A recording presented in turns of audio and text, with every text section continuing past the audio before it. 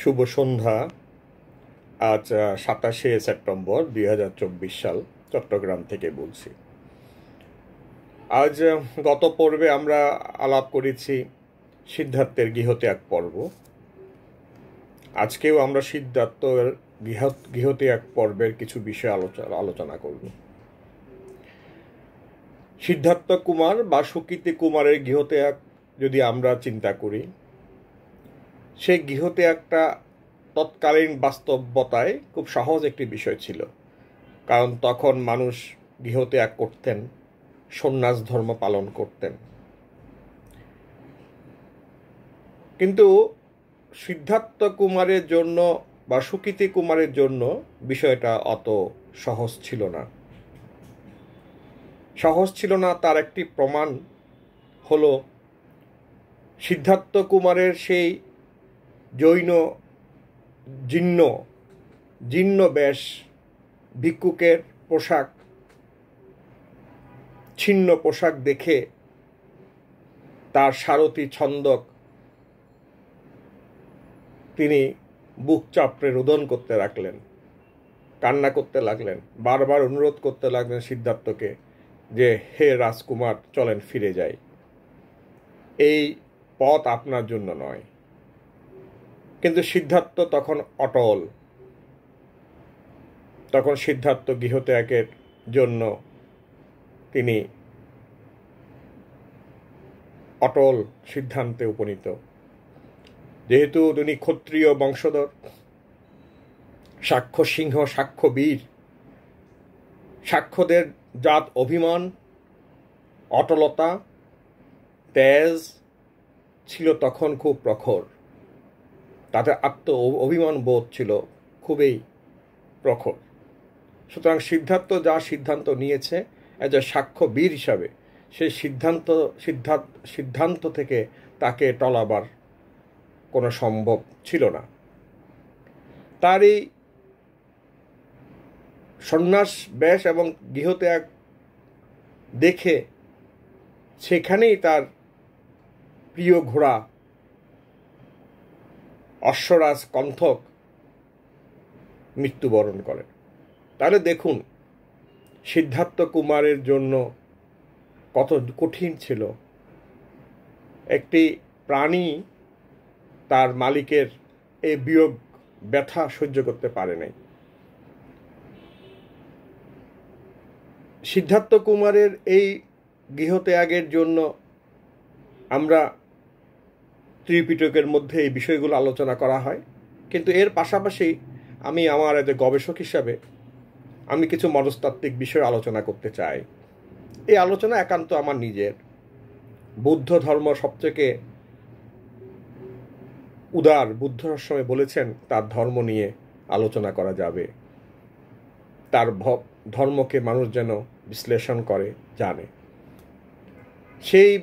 সেটিকে মাথায় রেখে আমি সিদ্ধার্থ কুমারের এই গৃহত্যাগকে আমার কিছু মতামত দিতে চাই। একটি শিশু শৈশবে তিনি তার মা হারিয়েছেন।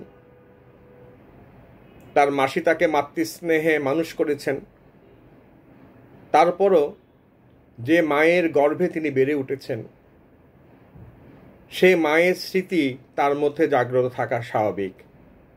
মাতৃহারা, জন্মের সময় মাতৃহারা, এই বিষয়টা একটি স্বাভাবিক মানুষকে তার বয়স বৃদ্ধির সাথে সাথে এই স্মৃতি বা এই ঘটনা মানসিক যন্ত্রণার কারণ হয়।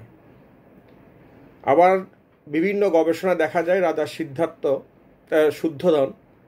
রাজা শুদ্ধোধন অসম্ভব বেশি ভালোবাসতেন মায়াদেবীকে, এবং তিনি মায়াদেবীর মৃত্যুর পরে রাজকার্য নিয়ে বেশি ব্যস্ত থাকতেন, এবং সিদ্ধার্থের সাথে তার সময় কাটানোর বেশি কিছু ইতিহাস পাওয়া যায় না। তাহলে পিতার কাছ থেকেও সিদ্ধার্থ তেমন একটা সময় হয়তো পেতেন না।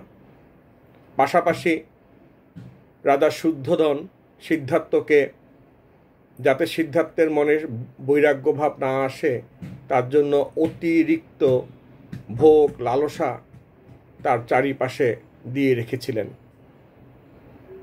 বর্ষার সময় যাতে তার কষ্ট না হয়, তাহলে বর্ষার সময় কষ্ট না হয় সেই ধরনের একটি প্রাসাদ নির্মাণ করেছিলেন। সেই রূপ শীতকালে যেন অতি শীতে কষ্ট না হয়, সেই নাতিশীতোষ্ণ একটা অঞ্চলে একটি প্রাসাদ নির্মাণ করেছিলেন। গরমকালে যেন অতি গরমে তার কষ্ট না হয়, সেরকম একটি নাতিশীতোষ্ণ আরেকটি অঞ্চলে, গরম উপযোগী অঞ্চলে আরেকটি প্রাসাদ। প্রতিটি প্রাসাদে উনি 4 মাস করে থাকতেন এবং 12 মাস উনি 3টি প্রাসাদে অবস্থান করতেন। সেই প্রাসাদের মাঝখানে ছিল একটি অপূর্ব পুষ্করিণী, যেখানে উনি জলকেলি করতেন। ওখানে বিভিন্ন সাদা, লাল পদ্ম প্রস্ফুটিত থাকত। পাশাপাশি যেটা হতো, যে প্রাসাদে থাকতো সেই প্রাসাদের চারদিকে ছিল বিশাল এক দেয়াল এবং চারিপাশে পরিখা বা খাল কাটা থাকতো, যাতে করে অতি সহজে বাইরে যাওয়া না যায়। অর্থাৎ বলতে গেলে সিদ্ধার্থ কুমার তার গৃহত্যাগের আগ পর্যন্ত, অথবা বাহিরের জগৎ দেখার যে বাসনা, সে বাসনার আগ পর্যন্ত অনেকটা বন্দি জীবন যাপন করেছেন। সব সময় উনি কঞ্জন চাল, খুব ভালো জাতের চাল উনি খেতেন, এবং চালগুলোকে এমন করা হতো, শুধু গোটা চালগুলো রাখা হতো, একটু ভেঙে গেলে সে ভাঙা চালগুলোও বাদ দেওয়া হতো, এবং ওনাকে উত্তম খাদ্যদ্রব্য দেওয়া হতো। শুধু তাই নয়, উনি স্নান করতেন উত্তম জিনিস দিয়ে, সেগুলো কাশি থেকে আনা হতো, চন্দন চূড়া বলতেন, অথবা যে কোনো ভাবে উত্তম জিনিস দিয়ে। উনি উত্তম বস্ত্র পরিধান করতেন। ওনার চারিপাশে যে পরিচারিকারা থাকতো, দাসীরা থাকতো, এই দাসীরা ওনার মাথার উপর একটি শ্বেত ছত্র বা সাদা ছাতা ধরে রাখতেন, যাতে ওনার গায়ের মধ্যে কোনো পাতা রেণু কিছু না পড়ে, ওনার যাতে কোনো রোদের ওনার মধ্যে না পড়ে, বা উনি যাতে কোনোভাবে তার ভোগ বিলাস থেকে চ্যুত না হয়। এর মধ্যেও কিন্তু উনি তীর কীভাবে ছুটতে হয়, মল্লযুদ্ধ কীভাবে করতে হয়, সেভাবে সমস্ত ক্ষত্রিয় যে প্রশিক্ষণ সেগুলো উনি নিয়েছিলেন। অর্থাৎ একাধারে উনি বীর ছিলেন, শক্তিশালী ছিলেন, অন্যভাবে উনি ভোগের মধ্যে ওনাকে লিপ্ত রাখার প্রয়াস ছিল রাজা শুদ্ধোধনের। তাহলে একটি স্বাভাবিকভাবে যদি একজন ব্যক্তি দীর্ঘদিন ধরে তাকে এই ধরনের ভোগ ব্যবস্থায় রাখা হয়, তার মন যদি থাকে জ্ঞানে পরিপূর্ণ, তাহলে এই জ্ঞানে পরিপূর্ণ মনোভাব সম্পন্ন ব্যক্তি ওই অতি ভোগ লালসাতে কখনো আকাঙ্ক্ষিত হয় না। এটি বিশ্বের মধ্যে আমরা যদি মানসিক সাইকোলজি বিশ্লেষণ করি, মনস্তত্ত্বটা আসলে সেরকম। অর্থাৎ উনি ভোগ লালসা কাম এগুলোর উপরে উনি খুব বিরক্ত ছিলেন। এবং ওনার যে পরবর্তীতে ওনার যে দেশনাগুলোতে দেখা যায় যে কাম ইচ্ছু মিথ্যাচারা এবং অতি ভোজন বিরোধিতা, অতি বিলাসিতা বিরোধিতা, অতি শ্বাসচ্ছা বিরোধিতা, এই দেশনাগুলো কিন্তু ওনার ভিক্ষু সঙ্গকে এবং গৃহীকে যখনই উনি দিচ্ছেন, তখনই এগুলো ফিরে ফিরে আসছেন। এবং উনি গৃহত্যাগের যে বেশ ধারণ করেছেন সেটাও খুব সাধারণ, এবং এই সাধারণ পোশাক উনি ওনার পরিনির্বাণের আগ পর্যন্তই পরিধান করে গেছেন। পায়ে জুতা পরতেন না, খালি পায়ে থাকতেন, মুন্ডিত মস্তকে থাকতেন। গৃহত্যাগের সময় কিন্তু উনি তরোয়ালি ছন্দককে তার সারথীকে দেওয়ার আগে ওনার চুল কেটে ফেলেছিলেন। অর্থাৎ সমস্ত রকম বিলাস ব্যসন থেকে উনি বিলাস ব্যসনকে ওই দিন ত্যাগ করেছিলেন। এবং সমস্ত বৌদ্ধ ভিক্ষুদের কিন্তু যত বিনয় আছে, যত বিনয় শাস্ত্র আছে, নিয়ম আছে, তার মধ্যে বিলাস ব্যসন ত্যাগই ওনার নির্দেশ, ওনার শিক্ষা। সুতরাং আমরা বলতে চাই, এই থেকে আমরা বুঝতে চাই মনস্তাত্ত্বিক দিক বিবেচনা করলে, যে সিদ্ধার্থ গৃহত্যাগের পিছনে তার জ্ঞান, প্রজ্ঞা, ঋদ্ধি, চেতনা সবগুলোর পাশাপাশি সাক্ষ্য জীবনধারা, সাক্ষ্যরা কিন্তু খুবই আত্ম অহংকারী ছিল, জাতাভিমানী ছিল। তাদের বিবাহের কোনো নিয়ম ছিল না। তাদের যে যার সাথে বিবাহ হওয়া যেত, নিজেদের মধ্যে বিবাহ হতো, ভাই বোনের মধ্যে বিবাহ হতো, আত্মীয়তার মধ্যে বিবাহ হতো। এবং সাক্ষ্যরা থাডু জাতি এবং পার্বত্য জাতির কন্যাদেরকেও ওনারা নিয়ে আসতেন বা ওনাদের দাসী হিসাবে রাখতেন।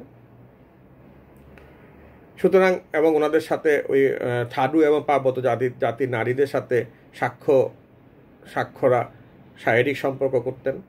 আবার সাক্ষ্যরা যেহেতু নিয়ম ছিল একজনের থেকে বেশি বিয়ে, একটি নারীর থেকে দুইটি নারী, অর্থাৎ এক স্ত্রী থাকতে হবে, এক স্ত্রী নীতি, এবং সাক্ষ্যদের মধ্যে বিয়ে করতে হবে।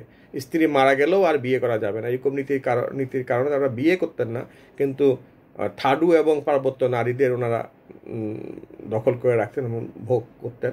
এবং সাক্ষ্য মানে বোঝা যাচ্ছে সাক্ষ্যদের মধ্যে ভোগ, লালসা, অত্যাচার, এই ধরনের অনেক কিছু মনোবৃত্তি ছিল।